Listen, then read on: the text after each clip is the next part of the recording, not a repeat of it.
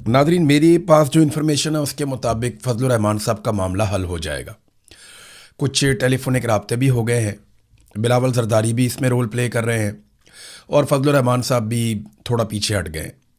और आने वाले वक्त में फजलुर रहमान साहब वाला मामला जो है, ज़्यादा उसके इम्कानात ये हैं कि उनका मामला हल हो जाएगा। काफ़ी फजलुर रहमान पे तनकीद करवाई गई, एक अदालत ने उन्हें तलब भी कर लिया। उसके बाद फजलुर रहमान के ऊपर जितने पॉलिटिकल लोग और जिनके ज़्यादा अच्छे फ़ौज के साथ ताल्लुकात हैं, उन लोगों ने फजलुर रहमान साहब के बयान के ऊपर बड़ा सख्त रद्द-ए-अमल भी दिया है। तो फ़िलहाल तो आपको कुछ दिखाई नहीं दे रहा। फजलुर रहमान साहब का मामला ये है ना कि जो उन्होंने बातें की वो सारी बातें ठीक हैं। ख़ास तौर पे जो लश्कर वाली बात की वो उनकी बात बिल्कुल ठीक है, 100% ठीक है। लेकिन जहाँ वो कमज़ोर जुमला बोल गए या जहाँ उनसे गलती हुई, वो जोशे खिताबत के अंदर ये भी कह गए कि जनाब तनख्वाह लेके शहीद होते हैं तो हम पे एहसान ना डालें। ये कमज़ोर जुमला ये नहीं करना चाहिए था। देखें, कोई तनख्वाह लेके तो नहीं ना, कोई वो शहादत शहीद के लिए तो आप उसको इज़्ज़त करते हैं ना। यानी मैंने आपको कल अपने वीलॉग में बताया कि एक्चुअली जब मेरे से ये सवाल किसी फ़ौजी ने पूछा तो मैंने कहा जी आपको आपके काम के लिए हम तनख्वाह देते हैं। तो उसने कहा जी क्या इतने पैसों के लिए कोई शहीद हो जाएगा? मैंने कहा नहीं, शहादत के लिए हम इज़्ज़त देते हैं, शहादत के लिए हम कदर करते हैं, हम प्यार करते हैं। तो शहीद का तो एक रुतबा होता है, जितने मर्जी इख्तलाफात हों, जो मर्जी हो, जो भी शहीद होगा अपने वतन की खातिर, अपनी कौम की खातिर, उसका एक रुतबा, उसका एक मर्तबा है जो उससे कोई नहीं छीन सकता। और तमाम कौमें अपने शोहदा की इज़्ज़त और कदर करती हैं। यही पाकिस्तान में होता है।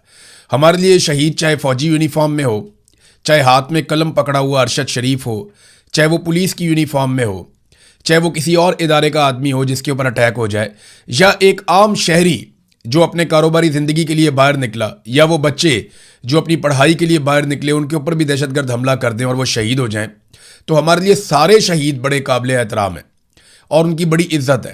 ख़ास तौर पे जो बॉर्डर पे अपने वतन की हिफाजत के लिए, अपने वतन की ज़मीन को बचाने के लिए मारा जाए, वो तो बड़ा ज़बरदस्त शहीद है और उसकी बड़ी कदर होनी चाहिए। लेकिन मैंने आपको फिर वही बात कहूँगा कि प्रॉब्लम तब पैदा होती है जब शोहदा के अंदर तफरीक पैदा की जाती है। जब ये किया जाता है कि जनाब ये जो बलूचिस्तान का पुलिस वाला है, इसकी मैयत अगर सड़क पे पड़ी है तो कोई फ़र्क नहीं पड़ता। यानी क्या उसकी वर्दी सस्ती है, उसका खून सस्ता है। ये यहाँ प्रॉब्लम पैदा होता है। प्रॉब्लम तब पैदा होता है कि जिन इदारों के लोग शहादतें दे रहे हैं वो अपने ही लोगों पे जब बंदूक उठा लेते हैं तो प्रॉब्लम पैदा हो जाता है। फिर ऐसी बदगुमानियाँ और इस किस्म की नफ़रत जन्म लेती है जो पीछा करती रहती है। यही नफ़रत जो है वो जन्म ले चुकी थी बांग्लादेश में। इसी नफ़रत को हवा दी जा रही है पाकिस्तान में। तो इस नफ़रत को फैलाने से अगर रोकना है तो तमाम इदारों को अपनी अपनी आइनी हुदूद में वापस जाना पड़ेगा और अपने ही लोगों पर बंदूक उठाने का कल्चर बंद करना पड़ेगा। हाँ, अगर कोई मुजरिम है, किसी ने अगर जुर्म किया है तो पुलिस जाए, कानून के मुताबिक कार्रवाई करे, गिरफ्तार करे, अदालत में पेश करे और अदालत को इंसाफ करने दें। जिस तरह अदालतों को काबू किया गया, अदालतों पे कब्जा किया गया, उसकी कोई मिसाल नहीं है। लेकिन एक बात मैं आपको बताऊं, फजलुर रहमान वाला मामला तो हल हो जाएगा। लश्कर वाला जो मौक़िफ़ है वो तो बिल्कुल ठीक है, लश्कर नहीं बनने चाहिए, लेकिन लश्कर बनेंगे। ये अचकज़ई साहब ने भी बता दिया और वो कैसे बनेंगे ये मैं आपको थोड़े दिन पहले बता चुका हूं। देखिए, मैं आपको पहले इसलिए बता चुका हूं कि मैं वो सारे इलाकों को जानता हूं और वहां लोग मेरे साथ राब्ते में हैं। ये जो महमूद खान अचकज़ई है ना, ये भी बॉर्डर के करीब इनका इलाका है जहां पे ये रहते हैं, अफगानिस्तान के बॉर्डर के करीब। और इनके इलाके में भी अफीम की जो काश्त है वो होती है और पूरे बॉर्डर के ऊपर हो रही है। तो मनशियात की काश्त अफगानिस्तान में नहीं होती, अब पाकिस्तान में होती है और उसके वर्कर्स जो है वो अफगानिस्तान से आते हैं। रोज़ाना उनको राहदारी दी जाती है। कौन देता है? FCA वहाँ पे वो देते हैं। तो ये बॉर्डर क्रॉस करके आते हैं, यहाँ पे आकर काम करते हैं। बरामचा में बहुत बड़ी एक फैक्ट्रियों का पूरा एक हब है, एक पूरा इंडस्ट्री लगी हुई है मनशियात की। ये सारा माल वहाँ पहुँचाया जाता है, वहाँ से मनशियात तैयार की जाती है, फिर पाकिस्तान समेत पूरी दुनिया में इसको भिजवाया जाता है। इस कारोबार के पीछे कौन है? सहूलत कौन देता है? सिक्योरिटी फोर्सेस की मदद के बगैर आप ये कारोबार नहीं पाकिस्तान में कर सकते, क्योंकि मैंने खुद अपनी आंखों से देखा कि सिक्योरिटी का काफिला गुजर रहा है और दोनों तरफ मनशियात लगी हुई है, उसके खेत लगे हुए हैं, बीच में से सिक्योरिटी का काफिला गुजर रहा है। तो उनको नजर नहीं आ रहा कि ये क्या लगा हुआ है। सबको सारा कुछ पता है, ये मिलजुल के कारोबार होता है। अब वो जो लोग कारोबारी हैं जो ये सब करते हैं, उनके बारे में महमूद खान अचकजई ने एक ट्वीट करते हुए कहा कि उनसे लश्कर बनवाया जाएगा।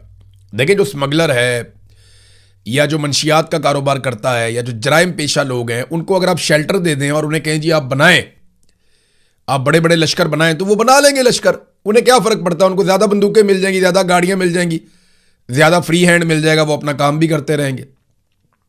तो अचकजई साहब ने इस खदशे का इजहार किया। तो लश्कर बनाओ पॉलिसी जो है ना, वो उल्टा नुकसान करेगी। कल को ये लश्कर आपके गले पड़ जाएंगे।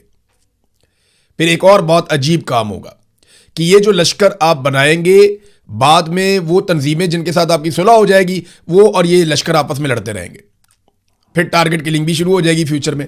हमने यही देखा है अब तक, और फजलुर रहमान साहब ने इसकी निशानदेही बिल्कुल दुरुस्त की है। लेकिन जहां पे शहीद वाले मामले में उन्होंने एक कमजोर बात की जिसका उन्हें नुकसान हो रहा है, पाकिस्तान तहरीक इंसाफ ने अक्लमंदी का मुजाहरा किया कम से कम फजलुर रहमान के इस जुमले के साथ। जो शोहदा वाला मामला है, इस मामले पे उनके साथ खड़े नहीं हुए, लेकिन बाकी तमाम मामलात में फजलुर रहमान का उन्होंने साथ दिया है। अब एक लम्हे के लिए आप सोचेंगे, जो फजलुर रहमान ने स्टेटमेंट दिया, अगर इस तरह का स्टेटमेंट इमरान खान या उनकी पार्टी का कोई बंदा दे देता तो क्या होता। अभी तक ना जमीन आसमान इन्होंने एक कर देना था। इमरान खान वो आदमी है जो कहता है कि मुल्क भी मेरा है, फौज भी मेरी है। वो कहता है मैं मालिक हूं मुल्क का भी और फौज का भी मालिक हूं, और वो पाकिस्तान का इलेक्टेड रिप्रेजेंटेटिव भी है। यानी पाकिस्तान ने सबसे ज्यादा उसको वोट डाले हैं, तो पाकिस्तान का मालिक तो वही हुआ ना। पाकिस्तानियों ने पाकिस्तान की मलकियत उसको दी है, तो वो ये कहता है कि ये मुल्क मेरा है, ये फौज भी मेरी है। ये इमरान खान कहता है, वो ओनरशिप लेता है। उसको जेल के अंदर डाला हुआ, उसको सजा देना है। लेकिन फजलुर रहमान साहब ने जो किया, उसके बाद आप देखिएगा कितने आराम से सुलह हो जाएगी। उसकी एक वजह है, इमरान खान ने ना मिलिट्री एस्टेब्लिशमेंट का इक्तदार चैलेंज कर दिया। इमरान खान ने इनका मफाद चैलेंज कर दिया और इनको एक्सपोज कर दिया। फजलुर रहमान ने यह नहीं किया। फजलुर रहमान ने एक जुमला बोला, ये सुलह कर लेंगे बाद में। फजलुर रहमान का गुनाह ज्यादा बड़ा होना चाहिए जो जुमला उन्होंने बोल दिया, जिस तरह की उन्होंने बात की। लेकिन मिलिट्री एस्टेब्लिशमेंट को यह पता है कि ये आदमी खुद एस्टेब्लिशमेंट है, ये बाहर नहीं जाएगा। ये खुद एक एलीट क्लास का आदमी है फजलुर रहमान, ये हमसे दूर नहीं जाएगा। और मुझे लगता है कि सुलह हो जाएगी। काफी दबाव फजलुर रहमान पे पड़ गया है और उम्मीद है कि जल्दी सुलह हो जाएगी। जो मेरे पास इंफॉर्मेशन आ रही है उसमें तो सुलह के हवाले से अच्छी खबरें हैं। दूसरा, थोड़ी सी अच्छी खबरें आई हैं कि कुछ मुज़ाकरात जॉइंट अवामी एक्शन कमेटी के साथ भी हुए हैं, पाकिस्तान पीपल्स पार्टी के लोगों ने किए हैं। और उम्मीद की जा रही है, क्योंकि बिलावल पहुंच गया वहाँ पे मुजफ्फराबाद में, और बिलावल को ये क्रेडिट, चले बिलावल को ही चला जाए क्रेडिट, अमन तो आ जाए ना कम से कम। ये कत्लो गारतगिरी तो बंद हो जाए ना, आज़ाद कश्मीर के गंदम के रस्ते तो खुल जाए ना, उनकी दवाइयाँ तो खुल जाएँ, उनके स्कूल उनके कारोबार तो खुल जाएँ, हालात नॉर्मलाइज हो जाएं, उनके मुतालबात तस्लीम किए जाएं। मामला यह है कि जॉइंट अवामी एक्शन कमेटी कितनी फ्लेक्सिबिलिटी दिखाती है, क्योंकि पीपल्स पार्टी एक मखसूस किस्म का मैंडेट लेकर गई है। और अगर पीपल्स पार्टी ये सुलह करवा लेती है और बिलावल के साथ खड़े होकर जॉइंट अवामी एक्शन कमेटी के लोग ये कहते हैं कि हमारे मामला तय हो गए हैं, तो पीपल्स पार्टी के लिए आज़ाद कश्मीर का ग्राउंड खुल जाएगा। फिर वो बड़े आराम से, धांधली तो उनके लिए होनी है, मिलिट्री एस्टेब्लिशमेंट उनके साथ है, तो फिर वो बड़े आराम से अपनी सीटें जीत लेंगे। जबकि पंजाब में जो 12 सीटें हैं मुहाजिरीन वाली, जिस पे ख्वाजा साद रफीक कंपेन कर रहे हैं आजकल, वहां से वो ज्यादा सीटें जीत कर तो ये अपना इक़्तिदार इकट्ठा कर लेंगे। लेकिन क्या ज्वाइंट अवामी एक्शन कमेटी इन 12 नशस्तों वाले मामले पर कंप्रोमाइज करेगी? यह है बड़ा सवाल, और इस सवाल का जवाब अभी हमारे पास नहीं है, क्योंकि मुज़ाकरात चल रहे हैं। फिर मैं आपको बताता हूं। सुहेल अफरीदी साहब ने नाज़रीन तकरीर करते हुए कुछ जुमले बोले हैं, मैं चाहता हूं वो जुमले मैं आपको सुनवाऊं ताकि आपको आइडिया हो कि सुहेल अफरीदी साहब ने ड्रोन हमलों के सामने किस तरीके से सरेंडर किया है। ये सामने पुलिस वाले बैठे हैं, सुहेल अफरीदी खिताब कर रहे हैं, जरा ये आप सुनिए, बेबसी का इजहार आप सुनिए।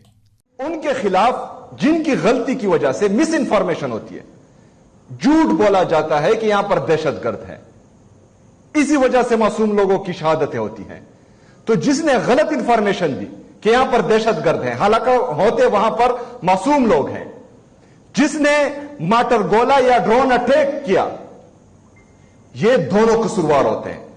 इनके खिलाफ एफआईआर भी होनी चाहिए और इनके खिलाफ कानूनी कार्रवाई भी होनी चाहिए। लेकिन कौन करेगा? पाकिस्तान में किसी में जुर्रत है कि इनके खिलाफ आवाज उठाए? पाकिस्तान में किसी की जुर्रत है को इन पर एफआईआर करे? पाकिस्तान में किसी की जुर्रत है, जो भी है, हम बेचारे सियासतदान, हम तो मजलूम हैं।